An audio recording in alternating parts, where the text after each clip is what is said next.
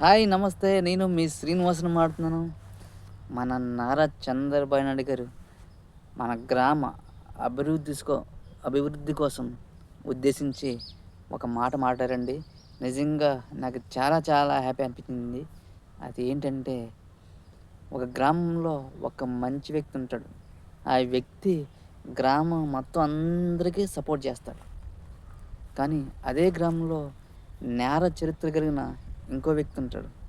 వాడేం చేస్తాడంటే భూ కబ్జాలు చేస్తాడు, మానభంగాలు చేస్తాడు, రకరకాల అవినీతులు చేసి జైలుకి వెళ్ళి వస్తాడు.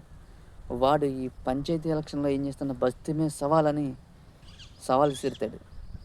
కానీ ఈ గ్రామ పెద్దలందరూ వాడి వైపే యూటర్న్ తీసుకుంటారు. ఈడితో మనకెందుకురా, ఈడితో గొడవ పెట్టుకోవడం ఎందుకని.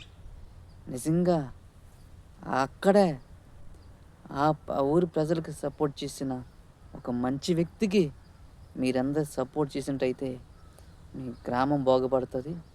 మీరు అనుకున్న పనులన్నీ కంప్లీట్ అవుతాయి. కానీ ఈ నేర చరిత్ర కలిగినటువంటి వ్యక్తికి ఆ ఊరి గ్రామ ప్రజలు సపోర్ట్ చేయడం వల్ల ఇంకా నేరాలు పెరుగుతూనే ఉంటాయి. దయచేసి ఈ పద్ధతిని మార్చుకోవాలా. ఇంకో విషయం చెప్పారు సారు. అదేంటంటే, ఒక అమ్మాయికి పెళ్లి చేస్తే 7 తరాల వెనక, 7 తరాల ముందు చూస్తూ ఉంటారు.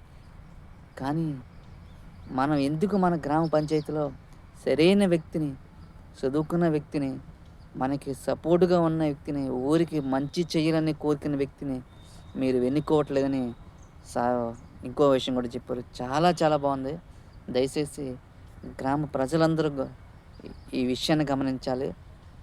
మనకు తోడున్న వ్యక్తిని, మన ఊరి వ్యక్తిని, మన కోసం, మన గ్రామం కోసం నిరంతరం శ్రమించిన వ్యక్తిని మీరెప్పుడు కూడా మర్చిపోవద్దు.